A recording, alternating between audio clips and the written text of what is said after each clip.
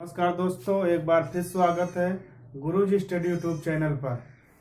दोस्तों, हम लोग कल पढ़ रहे थे नंबर सिस्टम में हम लोग पढ़ रहे थे विभाज्य में हम लोग पढ़ रहे थे संख्या पद्धति में, जो मतलब किससे क्या करता है वही चीज टॉपिक पढ़ रहे थे। तो घातांकीय पर हम लोग पढ़े थे, घातांकीय भाग पर प्रश्न। तो उसमें एक था सूत्र पर प्रश्न। तो सूत्र पर प्रश्न में 3 कंडीशन थी।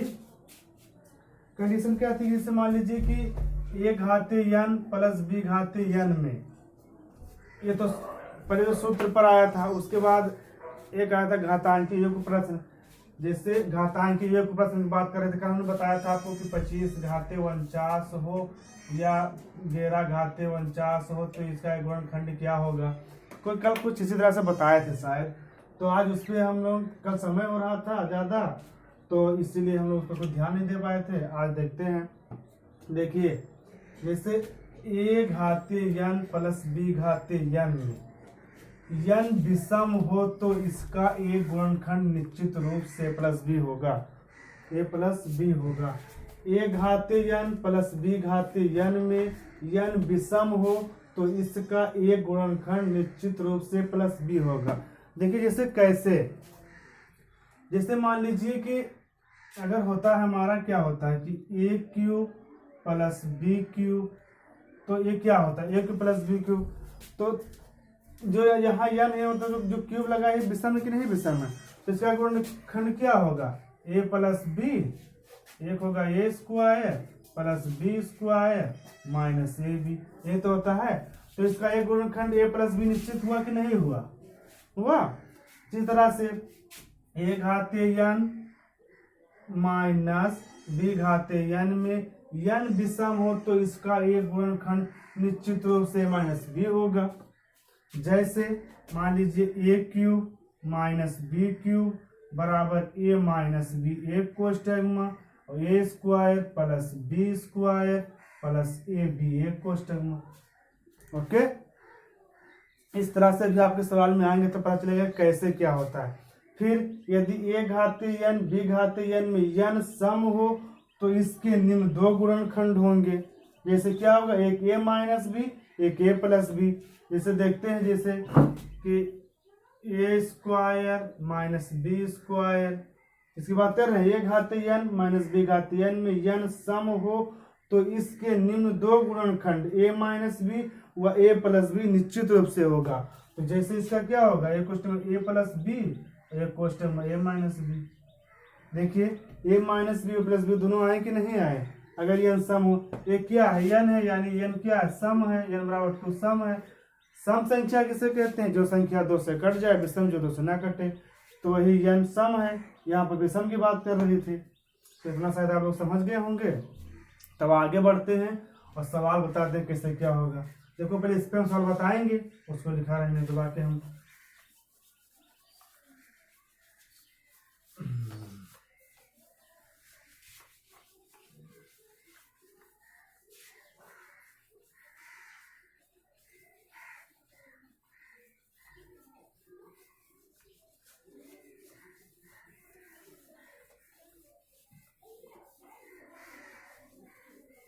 देखिए कहीं क्या आता है कि इसका एक गुणनखंड बताइए। जैसे एक गुणनखंड यानी एक गुणनखंड का मतलब क्या होता है? किससे विभक्त, यानी कि कोई पूछे कि मान लीजिए कि 15, कोई पूछे 15 का एक गुणनखंड क्या है, 15 का गुणनखंड 5 और 3 है। कोई पूछे एक गुणनखंड क्या है, तो या तो एक 3 बता दो या तो एक 5 बता दो। ओके, तो एक गुणनखंड मतलब क्या होता है? से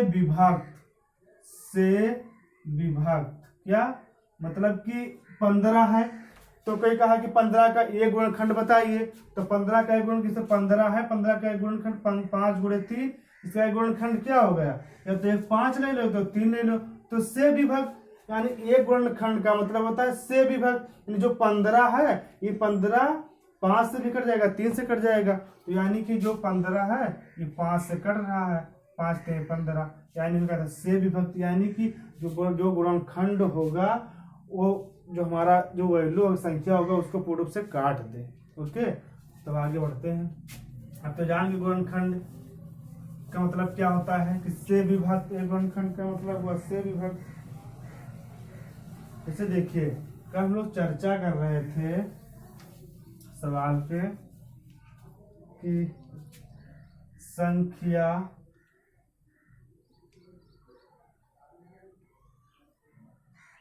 25 घाते 49 प्लस 11 घाते 49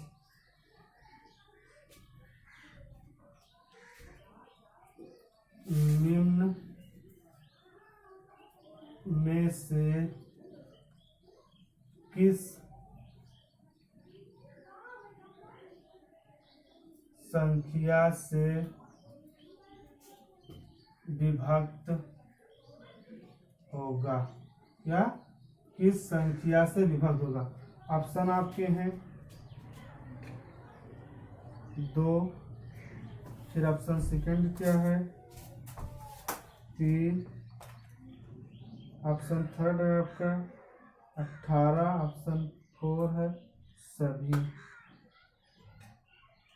क्या सभी। अब देखते हैं हम लोग, आपका सवाल क्या है कि संख्या 25 घाते 49 प्लस 11 घाते 49 निम्न में से किस संख्या से विभक्त है, यानी 2 से है या 3 से है या 18 से है या सभी से है।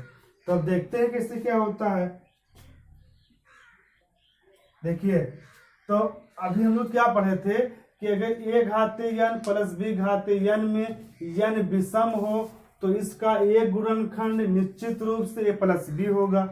मान लीजिए कि हमारी जो संख्या 25 घाते 49 प्लस 11 घाते 49, इसमें क्या है a क्या है, a हो गया, a क्या हो गया, एक b हो गया। ओके, तो इसका एक गुणनखंड क्या हो गया a प्लस b, यानी कि 25 प्लस 11 बराबर क्या हो जाएगा 36।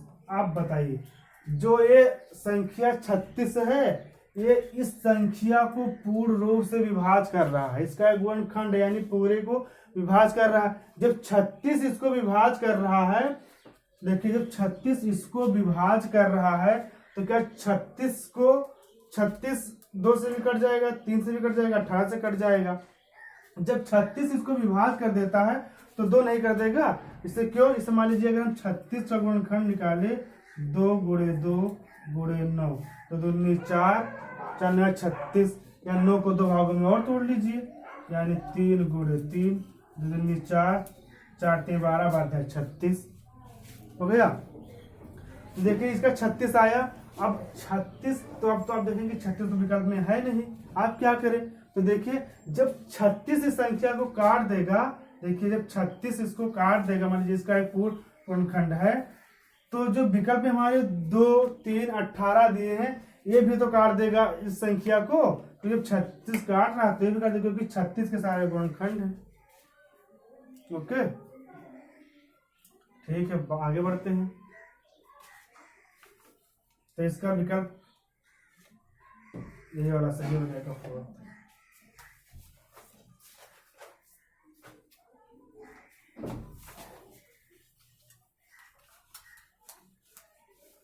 ओह नहीं यार,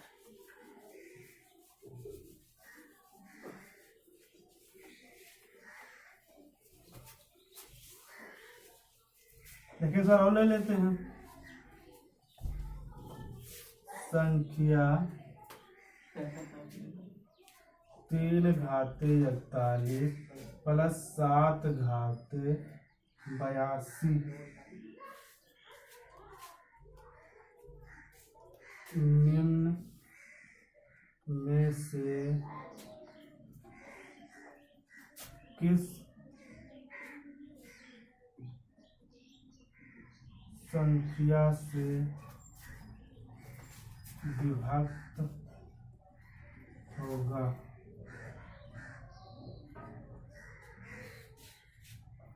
संख्या 3 घाते 41 प्लस 7 घाते 82 निम्न में से किस संख्या से विभक्त होगा।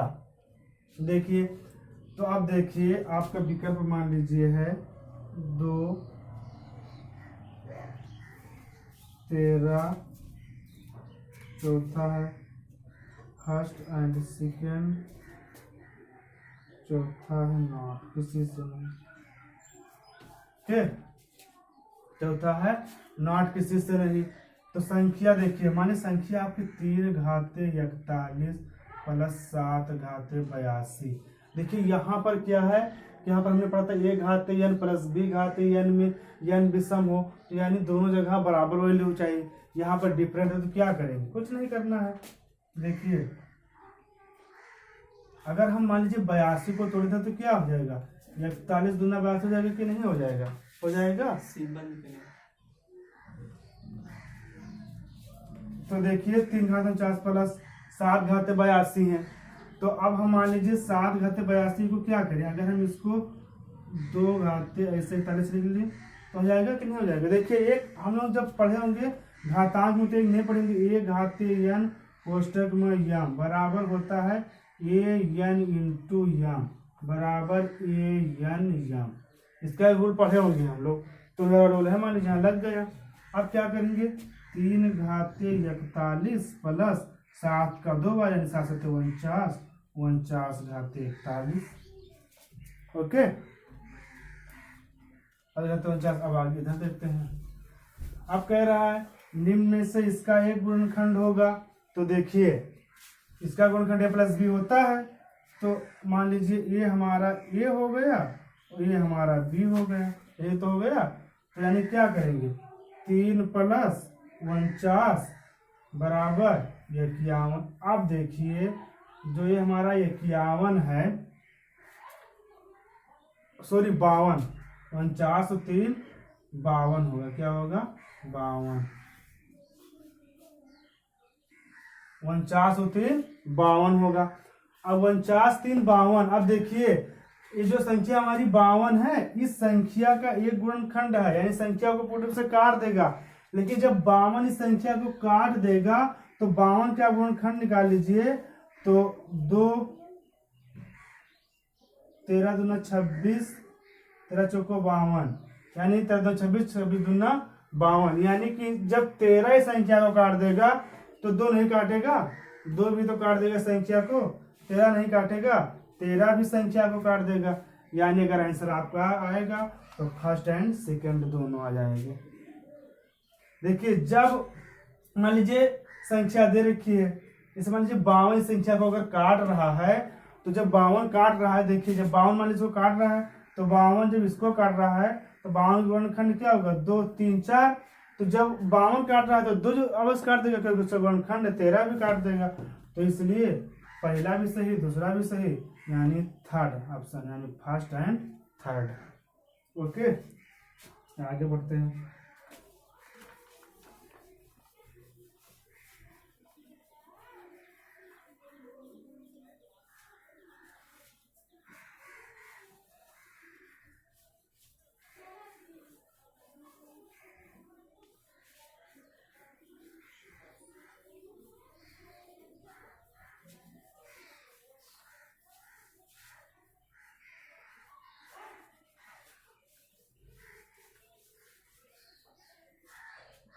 एक सवाल इस तरह से आता है, 7 घाते 49 से 7 घाते 49 से एक कम निम्न में से किस संख्या से विभक्त होगा, क्या होगा, विभक्त होगा। अभी किस पर बनेगा अभी बता देते हैं। देखिए पहले ऑप्शन लिख लेते हैं,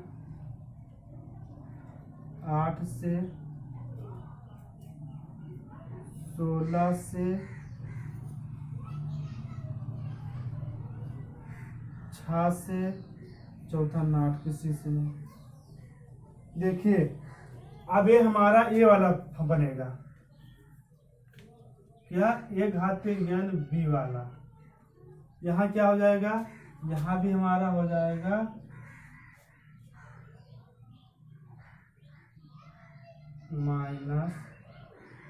-b। ओके, अब हमारा बनेगा a घाते n माइनस b घाते n में n विषम हो तो इसका एक गुणनखंड निश्चित रूप से a माइनस बी होगा। जैसे हमने बताया था कि मान लीजिए ए क्यूब और बी क्यूब है, अगर विषम है तो होगा ए माइनस बी, एक कोष्टक में A square plus B square plus A B, यही तो था। तो अब इस पर सवाल कर रहा है कि 7 घाते 49 से एक कम निम्न में से किस संख्या से विभक्त होगा, यानी 8 से होगा कि 16 से होगा कि 6 से होगा कि किसी से नहीं। देखिए तो 7 घाते 49 से एक कम मानी एक माइनस, अब एक माइनस हुआ है तो इस पर हम चाहे तो 49 घात लगा सकते कि नहीं लगा सकते। अगर एक घात मान लीजिए 49 है, इसको 49 बार करेंगे तो एक ही तो आएगा। मान लीजिए एक घाते 5 है तो इस पर एक तो ही आएगा, एक को कितनी बार गुणा करेंगे, इसलिए एक कम था, एक पर हमने 49 लगा लिया। आज हम 49 घाते लगा लिए, हमारा यही फॉर्म बन गया। ए घाते n माइनस बी घाते n में n विषम हो तो इसका एक गुणनखंड निश्चित रूप से a माइनस बी होगा। तो 7 घाते 49 माइनस 1 घाते 49, आपका ये फॉर्म बन गया। अब क्या करेंगे आप, देखिए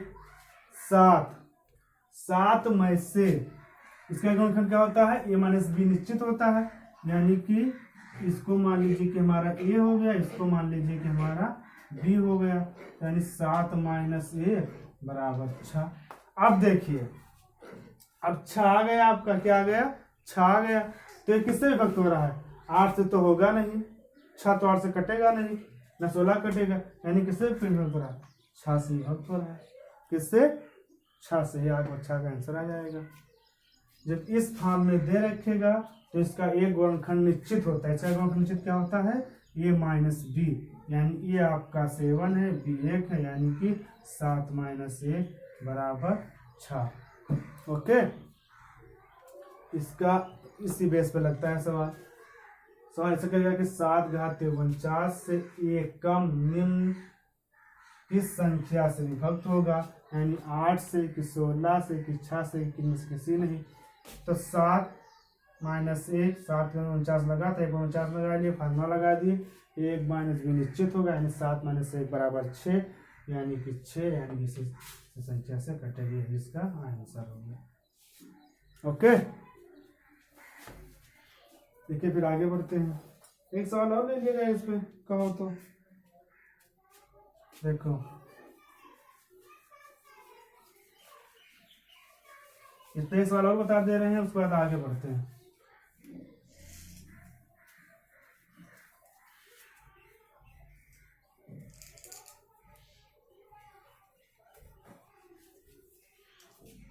देखिए सवाल है 37 घाते 90 माइनस 13 घाते 90।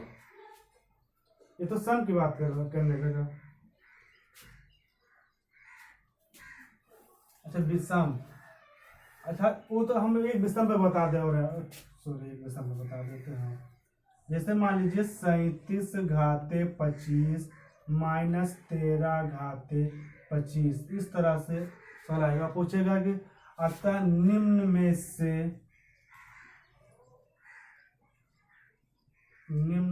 से किस संख्या से विभक्त होगा।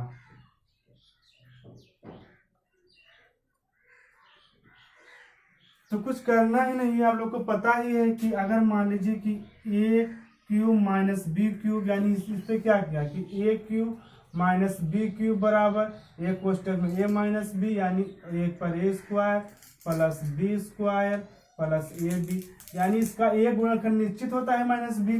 तो मान लीजिए जब हमारा उसी फॉर्म में फिर आ गया है कि 37 घाते 25 माइनस 13 घाते 25, यानी हमको इसका एक गुणनखंड निश्चित ही पता ही होगा क्या होगा। मान लीजिए ए हो गया, ये आपका बी हो गया। अब आपको पता है कि इसका एक गुणनखंड निश्चित होता है माइनस बी, यानी 37 माइनस 13 कितना बचेगा, 7 में से 3 जाएगा 4, यहाँ क्या कितना बचा, यहाँ बचा 3, 3 में से 1 जाएगा 2, यानी 24। यानी जो हमारा 24 संख्या है ये इस संख्या को पूर्ण रूप से काट देगा। लेकिन अगर विकल्प में आपका दे रखा होता कि 2 पहला, फिर होता कि 3, फिर होता क्या 4, फिर होता कि सभी, क्या होता सभी। तब आप क्या लगाते, अब देखिए अब 24 संख्या थी, 24 संख्या इस संख्या को पूर्ण रूप से काट रही है, यानी पूरी तरीके से। तो अब 24 के गुणनखंड क्या होंगे, देखिए 2 2 यानी 2 दूनी 4, 2 दूनी 4, 4 दूनी 8, 8 तिरिक 24। अब देखिए अब 24 का गुणनखंड 2 गुणे 2 गुणे 2 गुणे 3, यानी ये भी 2 मिल रहा है, ये भी 3 मिल रहा है। फिर अगर ले जाए 2 दूनी 4, 4 भी मिल रहा है।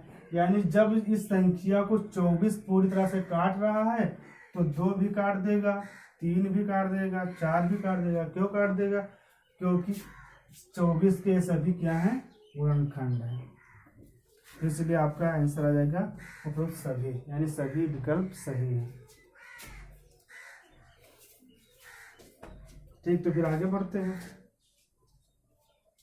एक बार आप लोग स्क्रीनशॉट ले लीजिए, एक बार फिर समझा दे रहे हैं कि 37 घाते 25 माइनस 13 घाते 25 निम्न में से किस संख्या से विभक्त है। तो इसका सीधा सीधा फार्मूला क्या होता है कि जब घाते, मान लीजिए घाते जहाँ n विषम हो, जब n विषम हो तो क्या कंडीशन हो, तो क्या कंडीशन होती है कि इसका a गुणनखंड a माइनस बी निश्चित होगा। तो जब आपको मिल गया कि आपके पास क्या दे रखा है, अब आपके पास फार्मूला सवाल ये दे रखा है 37 घाते 25 माइनस 13 घाते 25, ये विषम ही है, क्या है, घाते n विषम है, ये भी विषम है। बस सीधा वही फार्मूला रख दीजिए a माइनस बी, यानी कि 37 माइनस 13 कितना बचेगा, 7 में से 3 जाएगा 4, 3 में 24, यानी 24। जब 24 इस संख्या को पूरी तरह से काट रहा है तो 24 का गुणनखंड निकाल लीजिए कितना होता है, 2 गुणे 2 गुणे 2 गुणे 3, यानी कि 2 दूनी 4, 4 दूनी 8, 8 3 24। तो इस संख्या सब काट रही है उसको। ठीक है, फिर आगे बढ़ते हैं।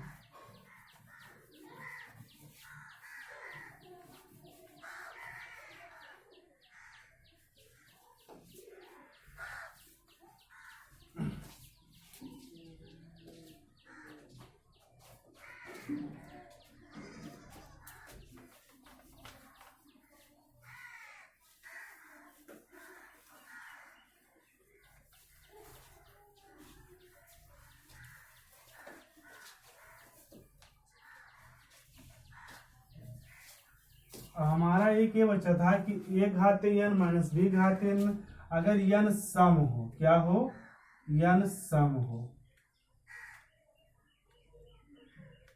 n सम हो तो इसका ये गुणनखंड निश्चित रूप से क्या होगा,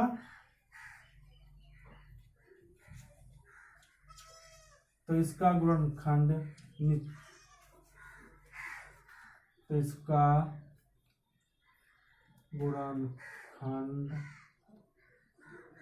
निश्चित रूप से a माइनस बी व a प्लस बी होगा।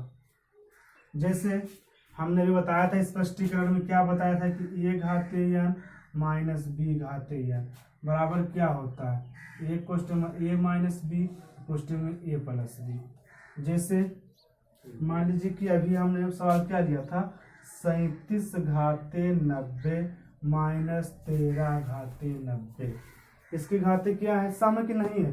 सम क्यों है, क्योंकि 90 2 से कट रहा है, 13 भी 2 से कट रहा है संख्या। अब कह रहा है कि इसका एक गुणनखंड निम्न से किससे कटेगा, मान लीजिए ये इस तरह से आ जाएगा। अब क्या करेंगे, अब 37 घाते 90 माइनस 13 घाते 90, अब a मान लीजिए a हो गया, a मान लीजिए क्या हो गया, b हो गया, क्या हो गया, b हो गया। अब इसको हल की कंडीशन आपको पता है कि एक क्वेश्चन a माइनस बी, एक में a प्लस बी, यानी कि इधर कर देख लीजिए, तो 37 माइनस 13 एक क्वेश्चन में, एक क्वेश्चन में 37 प्लस 13, देखिए यहाँ 24 बचेगा, यहाँ कितना 7 3 10 के 0, 3 1 4 1 5, यानी 50 हो जाएगा। देखिए इधर फिर देखते हैं, 37 घाते 90 13 घाते 90। अब इसका फार्मूला क्या होता है, a बराबर a, इसको मान लीजिए कि b है, तो क्या होगा, मान लीजिए कि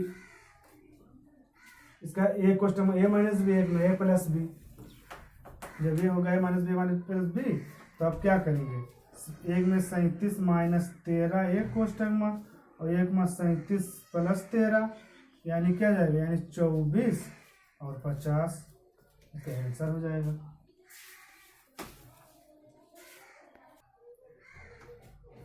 ठीक है, फिर आगे चलते हैं। अभी हमारे जितने फार्मूले लिखाए थे तीनों हो गए। अब हमारा बचा घातांकीय योग पर परस्थ। क्या बचा, घातांकीय योग पर परस्थ।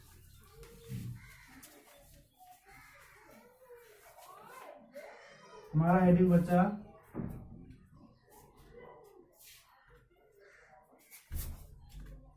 घातांकीय योग के भाग पर परस। क्या परस, इस पर। अब इसमें पहला सवाल देखो, थोड़ा जल्दी कर रहे हैं क्योंकि समय हो रहा है ज़्यादा। देखिए, घातांकीय योग के भाग पर प्रश्न। पहला सवाल क्या है, मान लीजिए 3 घाते 25, फिर 3 घाते 26, फिर 3 घाते 27, फिर 3 घाते 28। कह रहा है कि निम्न में से किस संख्या से, निम्न में से किस संख्या से विभक्त होगा। क्या, किस संख्या से विभक्त होगा। विकल्प देखिए, 2 से, 3 से, 9 से, चौथा है सभी से। इससे सभी से। देखिए, घातांकीय योग भाग प्रश्न इसी तरह से आप लोग के मन में डोर चल रहा होगा कि सब पर बेस बराबर क्यों आते हैं, 3 3 28, यहाँ पर 4 हो सकता है, यहाँ पर 5 हो सकता है। लेकिन नहीं, इसमें जितने सवाल पूछे जाते हैं सब एक ही बेस से पूछे जाते हैं, सिर्फ घात के डिफरेंट होता है। जिससे मान लीजिए कि आपका सवाल क्या है, 3 घाते 25 प्लस 3 घाते 26 प्लस 3 घाते 27 प्लस 3 घाते 28। अब देखिए, इसमें जो सबसे छोटा नंबर होता है उसी को कॉमन कर लिया जाता है, सबसे छोटा। तो 3 घाते 25 प्लस 3 घाते 26 प्लस 3 घाते 27 प्लस 3 घाते 28, तो छोटा क्या है, 3 घाते 25 तो छोटा, इसको कॉमन कर लीजिए। 3 घाते 25, इसमें क्या बचा, 1, इसमें क्या बचा, ये 26 था, 26 निकाल दिए तो 3 घाते 1 ही तो बचा। यहाँ 27 से 25 निकाल दिए तो 3 घाते 2 तो बचा। इसमें क्या, 28 था, 3 25 निकाले, 3 बचा, यानी 3 घाते 3। अब क्या होगा, अब देखिए 3 घाते 25, 1 प्लस 3 का एक बार गुणा करेंगे 3 ही आएगा, 3 को 2 बार गुणा करेंगे 3 त्रिका 9, 3 को 3 बार गुणा करेंगे 27, 3 त्रिका 27। देखिए इतना आ रहा है समझ में। अब यहाँ देखिए, तो अब 3 घाते 25 इसको हम ऐड कर लेंगे, कितना हो जाएगा, 3 1 4, 9 4 13, 13 और 3 1 4, 9 4 13, 13 और 27 ऐड कर लीजिए, 27 और 13, इसको 0 3 1 4 40, यानी 3 घाते 40 और 40, यानी कि 3 घाते 25 कामा 40। अब जो ये संख्या है, ये संख्या हमारी ये दोनों संख्या यानी 3 घाते 25 भी और 40 भी, ये दोनों संख्या इस संख्या को पूर्ण रूप से विभक्त कर रही है। लेकिन आपके विकल्प में क्या दिया कि बताइए, क्या यह 2 से कट जा रहा है, क्या यह 3 से कट जा रहा है, क्या 9 से कट जा रहा है। अब क्या करेंगे, अब आपके पास तो आया 3 घाते 25 40 आया, लेकिन कुछ नहीं करना, ये 40 किससे कट रहा है, 2 से कट रहा है, यानी 2 हमारा सही है, 2 मिल गया। यानी जब ये संख्या 40 से कट रही है तो 2 रिश्ते भी कट जाएगा। क्यों कट जाएगा, क्योंकि जो 40 हमारा है 40 का गुणनखंड 2 है कि नहीं है, यानी 2 जो हमारा 40 को काट दे रहा है कि नहीं काट दे रहा है। अगर 2 40 को काट दे रहा है तो यानी संख्या को भी काट देगा, यानी हमारा 2 ये सही हो गया। अब हमारे पास क्या बचे 3 और 9, क्या बचे 3 और 9। अब हमारे पास अभी 3 घाते 25 हैं, यानी 3 को हम 25 बार गुणा कर सकते हैं। इसे मान लीजिए ऐसे गुणा करते हैं, 3 घाते 25 है, इसको हम 25 बार गुणा कर सकते हैं 3 को, यानी 3 गुणे 3 गुणे 3 गुणे 3 यानी 25 बार तक। तो हमारा 1 3 जो है, 1 3 हम अगर ले ले 1 3 ये 3 मान लीजिए कि भाग करेंगे सबको काट देगा कि नहीं काट देगा, क्योंकि जब 3 घाते 25 को काट रहा है तो ये 3 भी काट देगा इस संख्या को। तो 9 यानी 3 त्रिका 9, हम 2 निकाल लेंगे 3, ये भी काट देगा। जैसे मान लीजिए 3 घाते 25 है, अगर हम इसको 9 से काटेंगे तो क्या हो जाएगा, हमारा कट के ही तो बचेगा पूर्ण रूप से 3 घाते 30 बचेगा, क्योंकि 3 त्रिका 9 अपना 2 का काट दिया बार में। तो इसका क्या जाएगा आंसर, सभी, उपयुक्त सभी। देखिए आप लोग के मन में एक और डाउट हो रहा होगा कि यहाँ पर 3 घाते 25 प्लस 3 घाते 26 प्लस 3 घाते 27 यहाँ पर 4 भी हो सकता है, यहाँ पर 5 भी हो सकता है, लेकिन नहीं, जब घात संभवतः जितने भी सवाल बनते हैं घातांक के योग के भाग पर सब एक ही बेस पर बनते हैं। क्या बनते हैं, एक ही बेस पर बनते हैं, इनका बेस एक ही रहता है, घातांक चेंज रहती है। ठीक है, फिर बढ़ते हैं नेक्स्ट सवाल में।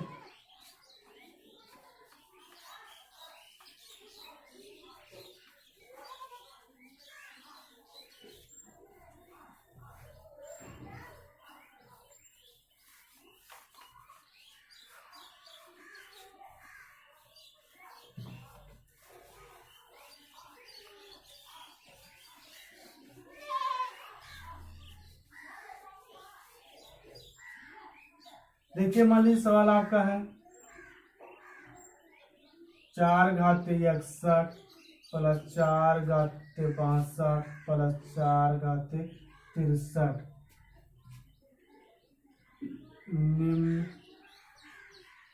में से किस संख्या से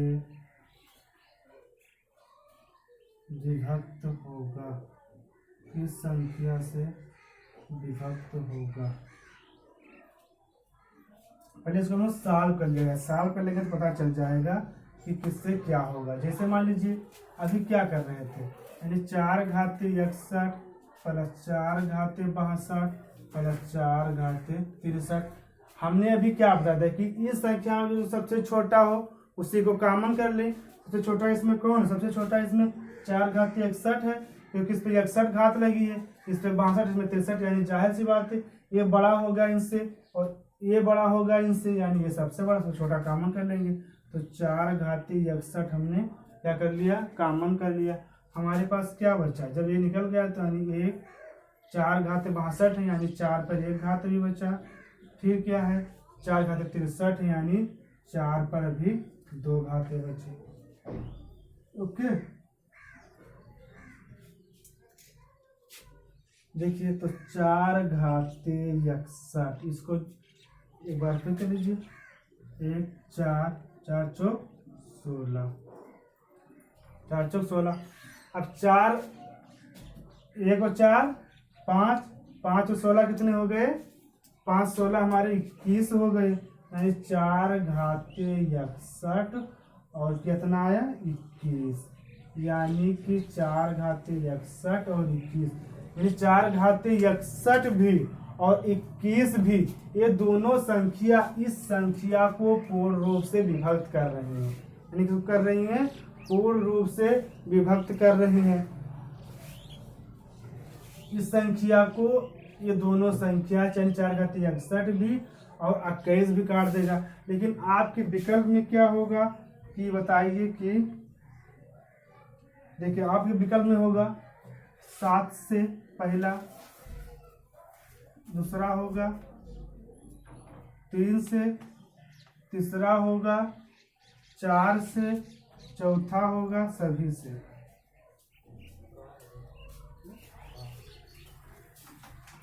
सभी से तो जब 21 संख्या को काट रहा है, पूरी संख्या को 21 जब पूरी संख्या को काट रहा है तो 7 भी काट देगा। क्या कर देगा? 7 भी काट देगा।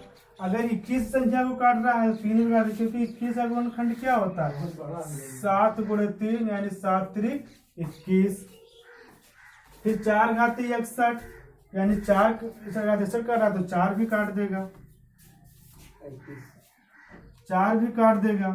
तो इसलिए इस 4 घाती 61 और 21 ये दोनों संख्या इसको काट रहे हैं, तो इसलिए 7 भी काट देगा, 3 भी, 4 भी आने पर सभी भी इसका आंसर हो जाएगा। देखते हैं एक और सवाल।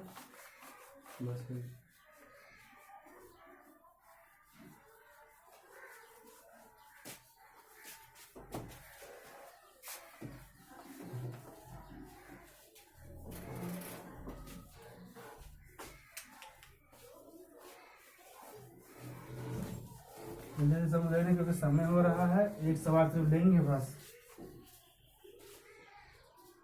हमारी हेडिंग थी, तीसरा था शेष फल प्रमेय पर प्रश्न।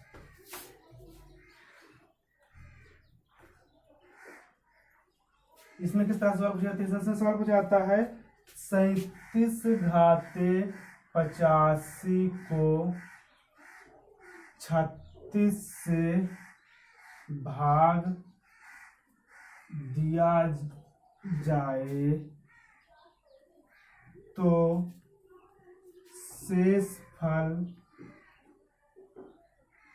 कितना बचेगा? अब बताइए आप लोग कि 37 घाते 85 को अगर 36 से भाग दिया जाए तो शेषफल कितना बचेगा? ये काम करना शायद इम्पॉसिबल है हम लोगों के लिए, क्योंकि हम 37 को 85 बार लिखेंगे, 37 गुणे 37 गुणे 37 37 गुणे 37, फिर गुणा करेंगे, फिर 36 से भाग देंगे। शायद इतना बड़ा कैलकुलेशन करना हमारे लिए इम्पॉसिबल है। तो क्या करते हैं, इसे मान लीजिए कि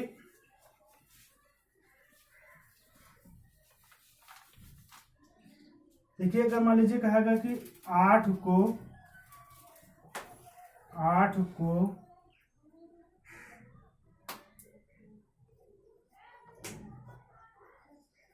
7 से,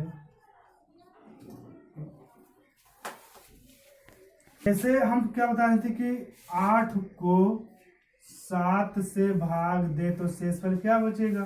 तो 7 से 8 को 8 यानी 1 यानी 1 से बचेगा। तो 3 घाते 37 और हम 36 से भाग देंगे, शेषफल कितना बचेगा? अगर हम 37 को 85 बार लिखेंगे तो बहुत ज़्यादा लंबा कैलकुलेशन हो जाएगा।